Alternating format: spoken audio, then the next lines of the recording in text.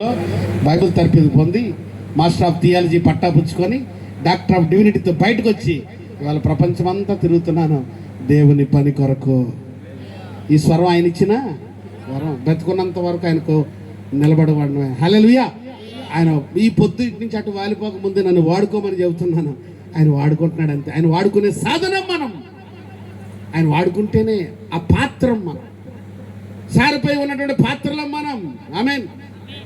మీ ఇంట్లో తపాలాలు ఉంటాయి చూసారు ఎప్పుడన్నా?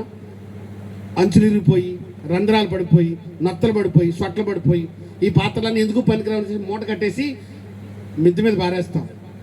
దానికి ఒక రోజు గెంతులు వేసుకుంటూ సంతోషంగా ఎగిరేటువంటి సమయం ఒక రోజు వస్తుంది. అది ఎప్పుడో తెలుసా? దూరం నుంచి ఒక మాట వినబడుతుంది, పాత సామాన్లు మాట్లాడతాం అని. పాత సామాన్లు మాట్లాడతామని ఎప్పుడైతే వినబడిందో ఆ మాటను విన్నటువంటి మనము వెంటనే సామాన్లు దించుతాం.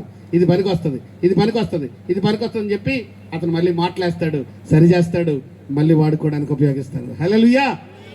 సరి చేయలేని బతుకులు మనవి, సరిపోల్చలేని బతుకులు మనవి, సరిగా లేని బతుకులు మనవి. సరి చేసిన వాడు ఆయన, సరి చేయగలిగిన వాడు ఆయన, సరి చేసే సమర్థుడు ఆయన.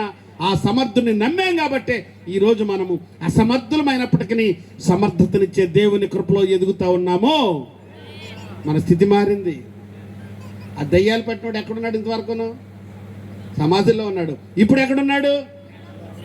గ్రామంలో ఉన్నాడు. హల్లెలూయా.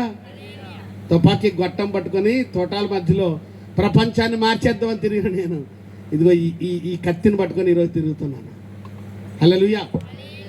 దీనిలో ఉన్నటువంటి అక్షరాలు నా జీవితానికి సువర్ణ అక్షరాలు. ఈ మాటల మకరందాన్ని పాటల రూపంలో పెట్టి జనపదాలను జనుల హృదయాల్లోనికి పంపించి జనుల యొక్క మానసిక ఉల్లాసాన్ని ప్రభు వైపు నడిపిస్తూ ఆ పరమరాజ్య వారసులుగా చేయడానికి